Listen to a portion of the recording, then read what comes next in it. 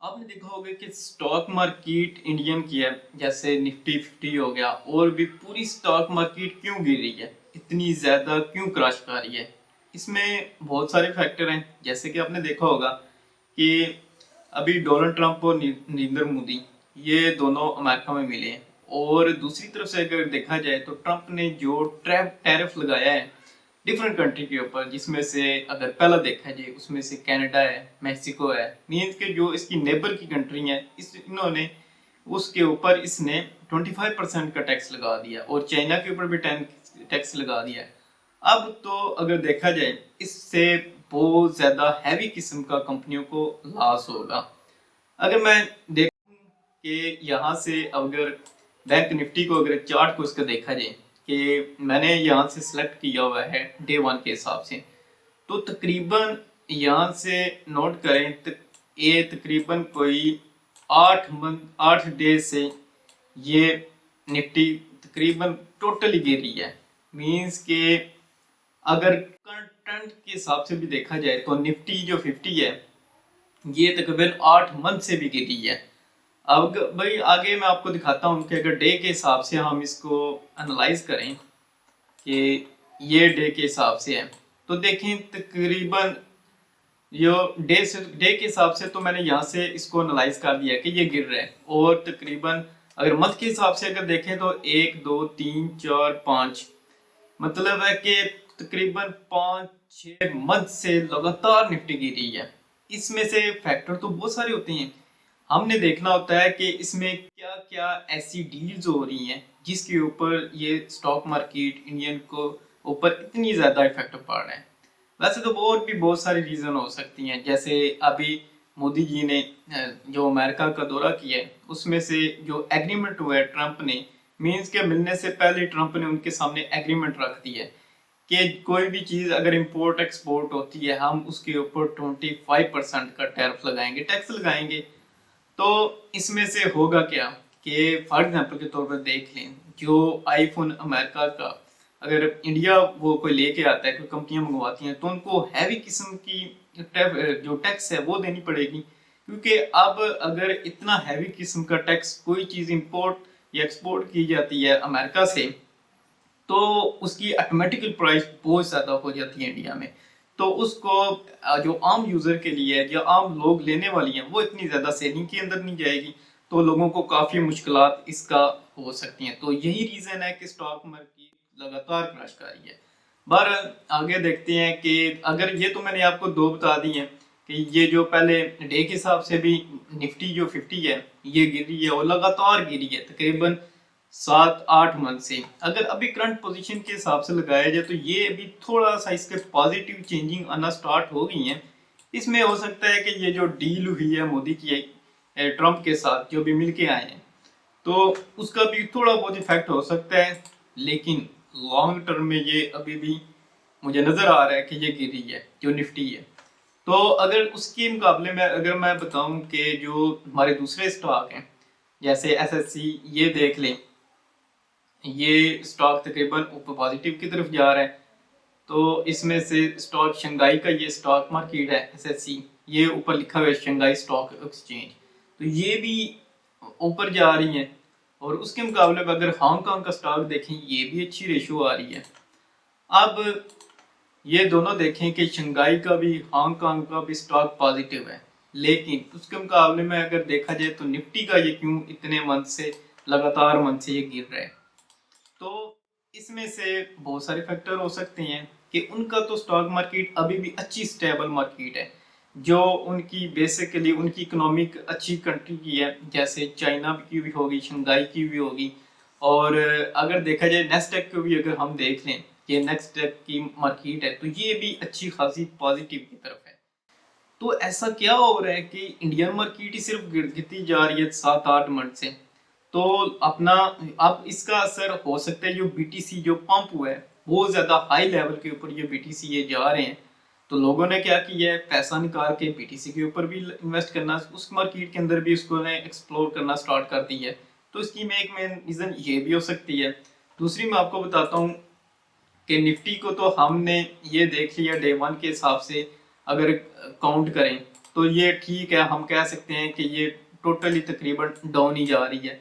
इसको अब बेहतरी की तरफ तो उम्मीद है कि अगर कुछ ही आने दिनों के अंदर, जैसे आपने देखा होगा दिल्ली के अंदर बीजेपी जीत गई है, तो हो सकता है ये पॉजिटिव इफेक्ट भी इसका हो, लेकिन मुझे लगता नहीं है, क्योंकि अभी भी बेशक दिल्ली के अंदर या मेन सेंट्रल के अंदर भी मोदी साहब की ये गवर्नमेंट है, तो आने वाले कुछ ही दिनों के अंदर हो सकता है कि कुछ चेंज भी हो जाए, बैंक निफ्टी पॉजिटिव भी साइन थोड़ा बहुत दे, लेकिन लॉन्ग टर्म में कोई अभी ऐसा कोई असर नजर नहीं आ रहा।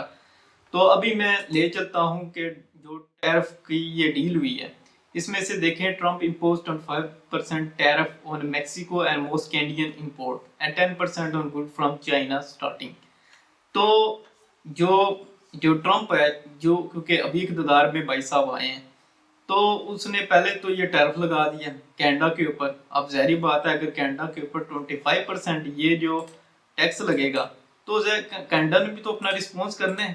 तो हो सकता है कि अब जो भी चीज़ यहाँ से जाएगी अमेरिका से या कोई आएगी, उसके ऊपर 25% कंपनियों को वो पे करना पड़ेगा टैक्स की मद में। सबसे पहले तो मैक्सिको के ऊपर उन्होंने अपनी बॉर्डर फोर्स भी लगा दी है, जैसे ये टैरिफ लगाया है कि वो इस वजह से लगाया कि मैक्सिको में बहुत सारे इलीगल इमिग्रेंट हैं, वो अमेरिका के अंदर आ रहे थे। तो मोदी साहब ने उस जो मोदी और जो ट्रम्प की डील होने से पहले, ट्रम्प ने पहले ही उस बॉर्डर के ऊपर अपनी जो फोर्सेस सारी वो लगा दी हैं, ताकि ये मैक्सिको के लोग काफ़ी ज़्यादा इलीगली वो इंटर हो रहे हैं अमेरिका के अंदर। और आपने देखा होगा हालिया दिनों के अंदर कि ट्रम्प ने बहुत ज़्यादा इलीगल जो इमिग्रेंट हैं उनको वापस भेजना स्टार्ट कर दिया। मतलब अब पकड़ दकड़ का काम अमेरिका के अंदर अच्छा खासी हो गया है। तो ये तो टैरिफ की थी 25% इसने लगा दिया मैक्सिको के ऊपर, कनाडा के ऊपर 10%, कनाडा और मैक्सिको के ऊपर 25% लगाया, और चाइना के ऊपर उसने 10% लगाया है। तो जाहिर बात है, अगर अब चाइना जो कि बहुत बड़ी इकोनॉमिक है, तो इसके ऊपर अगर ट्रम्प लगाएगा तो उसका भी रिएक्ट आएगा। चाइना बहुत बड़ी मार्केट है, उसने भी उसके ऊपर ही 10% लगाना है। तो उसमें से देखा जाए अभी तो जो ट्रम्प है काफ़ी ज़्यादा टैक्स आपने लगाता जा रहा है। तो हो सकता है फ्यूचर के अंदर हमें और भी बहुत सारी चीज़ें देखने को मिले। जो ये आर्टिकल भी मैं आपको बता देता हूँ, सारा कुछ इसमें लिखा हुआ है कि इसने क्या क्या किया है, क्या हुआ है। तो ये मेन जो मेन सब्जेक्ट है अभी वही है टैरिफ का ही, जो इसने इम्पोर्ट एक्सपोर्ट के ऊपर लगाया हुआ है।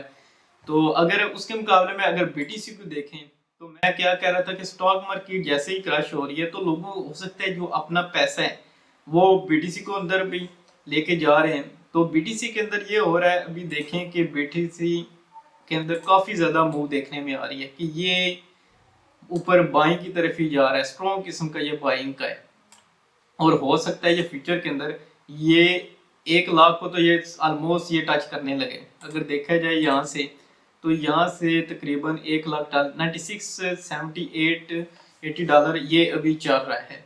तो ये तो बहुत जल्दी $1 लाख को भी ये क्रॉस कर जाएगा। तो इसमें से और भी अगर आपको भी ये पता होना चाहिए कि कोई भी न्यूज़ जो आती है वो इफेक्ट करती है आपकी फॉरेक्स की ट्रेडिंग को भी, क्रिप्टो की ट्रेडिंग को भी। तो इसको न्यूज़ को देखने के लिए आपको पता होना चाहिए कि आपने यहाँ से जाना है investing.com के ऊपर इकोनॉमिक कैलेंडर आप देखा करें कि कौन कौन सी न्यूज़ आ रही है जो कि किसी भी मार्केट को इफेक्ट कर सकती है। जैसे सीपीआई भी आई थी, अब यूएसडी की फेड रिजर्व की भी आई थी, फेड एम्प्लॉयमेंट फेड की भी आई, तो बहुत सारी ये न्यूज़ आती रहती है। तो अगर आपने भी मार्केट्स को आपको पता होने चाहिए कि कौन सी अभी न्यूज़ आ रही है। अभी ये देखें कि HKDD की सीपीआई भी आ रही है, तो जो काफ़ी ज़्यादा बहरहाल इकोनॉमिक कैलेंडर का तो काफ़ी ये न्यूज़ अगर आपने देखनी है और कि इसका इफेक्ट क्या होगा मार्केट के ऊपर, तो आप इकोनॉमिक कैलेंडर को यहाँ से देखें कि कौन कौन सी ऐसी न्यूज़ है जो कि मार्केट के अंदर इफेक्ट कर रही है, कि कौन कौन सी न्यूज़ ऐसी आ रही है जो मार्केट को चेंज कर देगी। रिजर्व भी आ रही है, बैंकिंग सेंट्रल बैंक रिजर्व भी आ रहे हैं, और भी बहुत सारी यहाँ से न्यूज़ और टाइम भी लिखा होता है। तो जो न्यूज़ जिस टाइम के ऊपर आ रही है, यहाँ से वो पॉजिटिव आई है, नेगेटिव आई है, एक्चुअल फोरकास्ट क्या हुई है, ये सारा कुछ बता देगी। तो उसमें से अगर और भी देखा जाए कि आप इकोनॉमिक कैलेंडर को समझना इतना कोई मुश्किल बात नहीं है। ये मैं अपनी आने वाली वीडियो के अंदर ये एक्सप्लेन भी कर दूंगा कि आपने अगर प्रीवियस एक्चुअल फोरकास्ट कि क्या इसका इफेक्ट होता है। 0.1% आ गई है, मीन्स के ये माइनस आ गई है, ये भी माइनस आई है, ये पॉजिटिव आ गई है 6%, 1-2%।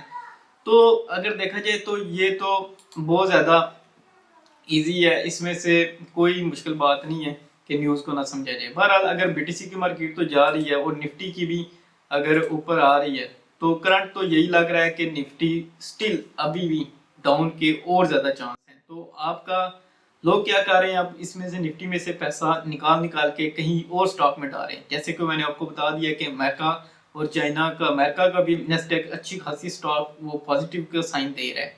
तो लोगों ने यहाँ से पैसा निकाल के कहीं बाहर में शिफ्ट होना स्टार्ट कर दिया है। और भी कंपनियों के जो टैरिफ लगे हैं, ट्रंप ने लगाया है, उसकी वजह से भी काफ़ी मार्केट को असर हुआ है उसका। जैसे कि अगर वो चाइना से पहले 2 रुपए का टिश्यू फॉर एग्जाम्पल तौर पे ले रहे थे, तो अब अगर वो अपनी इंडिया के अंदर अगर अपनी कंपनियां बना के टिश्यू लगाना वो स्टार्ट कर दें, तो जाहिर बात है उसके अंदर पैसा लगेगा। तो पैसा लगेगा तो हो सकता है वो 2% का अगर टिश्यू ले रहे हैं, कल को आपको 40%, 40 रुपये और 50 रुपये का भी या 60 रुपये का भी लेना पड़ जाए, तो लॉस होता है और मार्केट को असर होता है। और जो कंट्री होती है इकोनॉमिकली उसको इफेक्ट भी होता है उसका। तो मुझे उम्मीद है ये वीडियो आपको अच्छी लगी होगी। कमेंट शेयर लाइक सब्सक्राइब लाजमी कीजिएगा। मिलता हूँ आपको नेक्स्ट वीडियो में। बाय।